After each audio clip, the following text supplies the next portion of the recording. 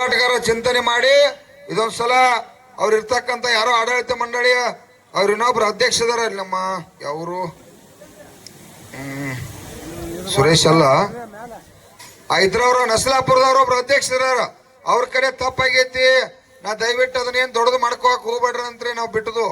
ಆದ್ರೂ ಇವತ್ತು ಕೂಡ ಅದ ಉಡಾಪಿತನ ಮಾಡತಕ್ಕಂತ ಪ್ರಭಾಕರ್ ಕೋರೆ ಅವರ ಮಹಾರಾಷ್ಟ್ರ ಬೌಂಡ್ರಿ ಒಳಗೆ ಬಾಳ ಅಂತಂದ್ರ ಅವ್ರಿಗೆ 50 ಕಿಲೋಮೀಟರ್ದಾಗ ಮಹಾರಾಷ್ಟ್ರ ಐತಿ.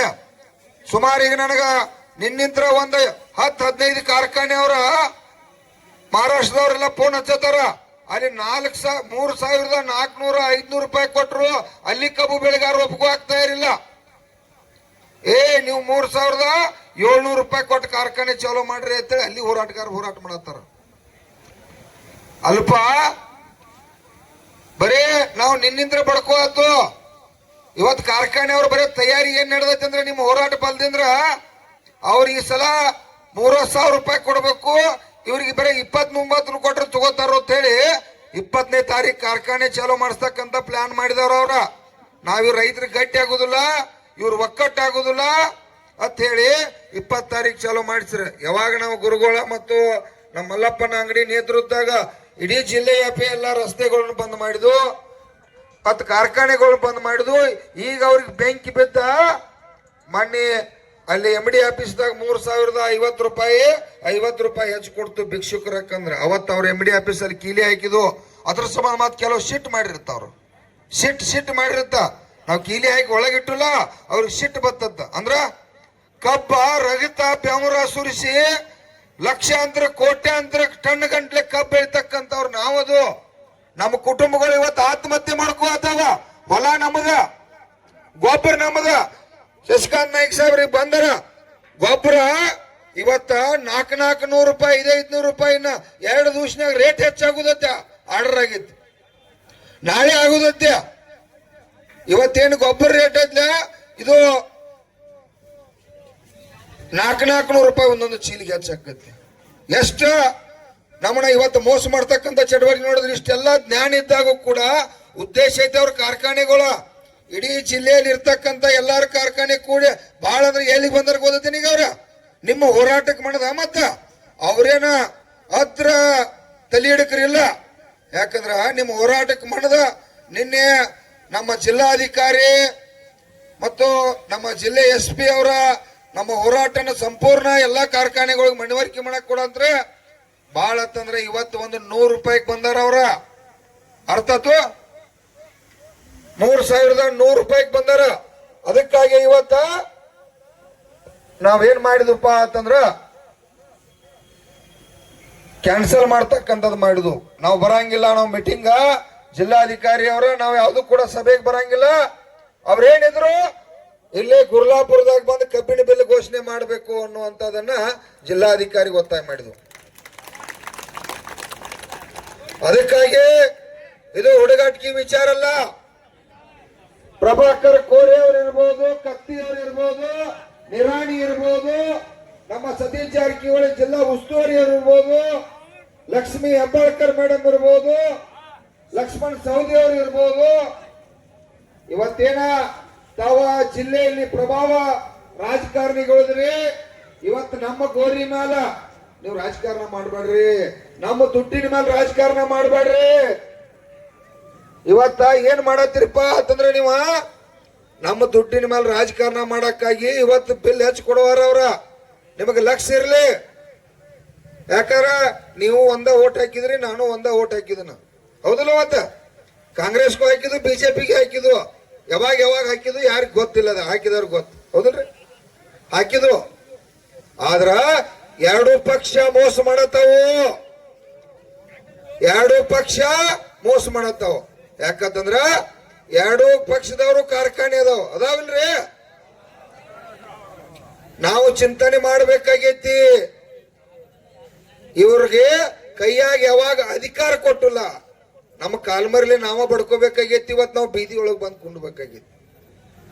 ಅಧಿಕಾರ ಕಾರ್ಖಾನೆ 2 ಕೊಟ್ಟ ಮೇಲೆ ನಮ್ದು ಏನೈತಿ ಬಾಳೆ, ಏನೈತಿ ಬಾಳೆ? ಬೀದಿ ಒಳಗೆ ಹೋರಾಟ ಮಾಡ್ತಕ್ಕಂಥದ್ದು. ಪುಣ್ಯಾತ್ಮರು ಇವತ್ತು ನೋಡ್ರಿ ರಾಜ್ಯದಾಗ 224 ಮಂದಿ ಶಾಸಕರೊಳಗೆ ಒಬ್ಬರು ಕೂಡ ನಾವು ನಿನ್ನೆ 30-40 ಸಾವಿರ ಜನ ನೋಡಿದ್ವು. ನಿಂಗಪ್ಪ ನೋಡೈತಿಲ್ಲ, ಇಡೀ ರಾಜ್ಯ ನೋಡೈತಿ, ಇಡೀ ರಾಜ್ಯದಾಗ ಇರ್ತಕ್ಕಂತ ಜನ ನೋಡೈತಿ. ಶಾಸಕರಿಗೆ ನೋಡಿ, ಮುಖ್ಯಮಂತ್ರಿ ನೋಡಿಲ್ಲ ಅಂದ್ರೆ ಒಬ್ಬರೇ ಒಂದು ಸ್ಟೇಟ್ಮೆಂಟ್ ಕೊಟ್ಟನು. ಇವತ್ತ ಒಬ್ಬರ ಸ್ಟೇಟ್ಮೆಂಟ್ ಐತಿ ಇವತ್ತ ಆಯ್ತೇನ್ರಿ, ಹೇಳ್ರಿ. ಮತ್ತ ಇವ್ರಿಗೆ ಯಾವ ಪುರುಷಾರ್ಥಕ್ಕೆ ಇವ್ರಿಗೆ ಚುನಾವಣೆ ಒಳಗೆ ನಾವು ಅಧಿಕಾರ ಕೊಡಬೇಕು, ವೋಟಿಂಗ್ ಮತದಾನ ಹಾಕ್ಬೇಕು ಏನಂತೇಳಿ ಹಾಕುದ? ಆಯ್ತು ಬಿಡ್ರಪ್ಪ. ಕಬ್ಬ ಬಿಟ್ರೆ ಬೆಳಗಾವ, ಬಾಗಲಕೋಟೆ, ಇಲ್ಲಿ ಬಿಜಾಪುರ, ಒಂದು 3-4 ಜಿಲ್ಲೆ ಒಳಗ ಹೆಚ್ಚಿನ ಬೆಳೆ ಬೆಳಿತಕ್ಕಂಥವ್ರು ಏನಾರು ಬೆಳೀತು? ಏನ್ ಬೆಳೀತು? ಏನ್ ಬೆಳೀತು ಹೇಳ್ರಿ? ಕಬ್ಬು ಬೆಳೀತು. ಕಬ್ಬು ಬೆಳೀತು ಅಂದ್ಮೇಲ್ತ ನಾವ ಈ ಸಲ ಹೆಂಗ ಒಕ್ಕಟ್ಟಾಗಿ ಹೋರಾಟ ಮಾಡ್ತಕ್ಕಂಥ ಚಿಂತನೆ ಮಾಡತ್ತಲ್ಲ. ನಾವು ಪ್ರತಿ ಸಲ ಒಕ್ಕಟ್ಟಾಗಿರ್ಬೇಕು. ನಿಮಗೆ ನೆನಪಿರ್ಲಿ, ಇನ್ನ ಕಾರ್ಖಾನೆ ಮಾಲೀಕರು ಲೂಟಿ ಮಾಡ್ತಕ್ಕಂಥದ್ದು ನಿನ್ನೆ ನಮ್ಮ ಹಿರಿಯರು ಮಾತಾಡತ್ತೀರ. ನಿಮಗ ಸಹಜವಾಗಿ 1 ಟನ್ ಕಬ್ಬು ಕಾಟ ಹೊಡೆದ್ರ ಅವ್ರಿಗೆ ಎಷ್ಟು ಲಾಭ ಆಕತಿ ಅನ್ನೋದು ಹೇಳ್ತಾನೆ. ಸಹಜ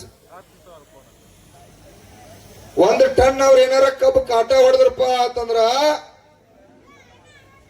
ಸಕ್ಕರೆದ 4 ಆಗ್ಲಿ 5,000 ರೂಪಾಯಿ ಹಿಡ್ಕೋರಿ. ಯಾಕಂತಂದ್ರ ಅದು 1 ಕ್ವಿಂಟಲ್ ಮೇಲೆ 10-15 ಕಿಲೋ ಬರ್ತೈತಿ. ಅಷ್ಟೇ ಇಟ್ಕೊನು. 20 ಕಿಲೋ ಬರ್ತೈತಿ ತಿಳ್ಕೊನು. ಎಷ್ಟಾಯ್ತು? ಅದೊಂದು 5,000 ರೂಪಾಯಿ ಇಟ್ಕೊನು. ಮತ್ತ ಅದೇ ರೀತಿಯಾಗಿ ನಮಗ್ ಕೊಡ್ತಕ್ಕಂಥದ್ದ ಒಂದು 3,500 ರೂಪಾಯಿ ಇಟ್ಕೊಂಡು ಈಗ ಮತ್ತ ಕಟಾವು ಸಾಗಾಣಿಕೆ ಅದೊಂದು 1,000 ರೂಪಾಯಿ ಖರ್ಚು ಹಾಕೋನು. ಎಷ್ಟದು ಎಡು ಕೊಡಿ 4,500, ಇದು 5,000, 9,000 ರೂಪಾಯಿ. ಸರ್ಕಾರಕ್ಕ ಸ್ಪ್ರೀಟ ಇಥನಾಲ ಅದ್ರ ತೆರಿಗೆ ಅನ್ನ ಮೇಲೆ 1 ಟನ್ ಎಲ್ಲಿ ಹೋಗ್ತದೆ 5,000-7,000 ರೂಪಾಯಿ. ಇದೇ ಶಶಿಕಾಂತ್ ನಾಯ್ಕ ಸಾಹೇಬ್ರು 15,000 ಹೇಳ್ರಿ. ನೀವು ಇದ್ರಿಕಿಲ್ಲ ಅವಾಗ ಫೇಸ್ಬುಕ್ ದಾಗ ಮಾತಾಡಕ್ ಹಚ್ಚಿದ್ದು. 1 ಟನ್ನಿಗೆ 15,000 ರೂಪಾಯಿ ಹೋಗ್ತೈತಿ. ಯಾಕಂದ್ರ ಅವ್ರ ಕಾರ್ಖಾನೆಗೆ ಒಂದು ಕಾರ್ಖಾನೆ ಒಳಗೆ ಡೈರೆಕ್ಟರ್ ಅದಾರ, ಅವ್ರಿಗೆಲ್ಲ ಅನುಭವ ಐತಿ. 15,000 ಹೇಳ್ರಿ, ನೀವು ನಂಬುದಿಲ್ಲ, ಅದಕ್ಕಾಗಿ ನಾ ಹೇಳುದಿಲ್ಲ. ಅದೊಂದು 5,000 ರೂಪಾಯಿ ಹೇಳ್ರಿ. ಇಲ್ಲಿಗೆ ಬತ್ರಿ 9:30 ಈ ಸ್ಪೀಡ್ 5,000 ರೂಪಾಯಿ ಹೇಳೀಗ. ಆ ಸಿಪ್ಪಿ ಮಳ್ಳಿ ಮತ್ತೊಂದು ಅದೊಂದು 2-3 ಸಾವಿರ ರೂಪಾಯಿ ಲಾಭ ಮಾಡ್ಕೋತಾರ. 1 ಟನ್ ಕಬ್ಬು ಕಾಟ ಹೊಡೆದ್ರಂದ್ರ 15,000-17,000 ರೂಪಾಯಿ ಕಾಟ ಹೊಡಿತಾರೋ. 10,000 ಟನ್ ಕಬ್ಬು ಇರ್ತಕ್ಕಂಥವ ದಿವಸ 500 ಟನ್ ಕಾಟ ಹೊಡಿತಾನೋ. ಅಂದ್ರೆ 20 ಟನ್ನಿಗೆ 1 ಟನ್ ಹೊಡೆದ್ರ ಹೇಳಿ ಲೆಕ್ಕ ಹಾಕಿನಿ.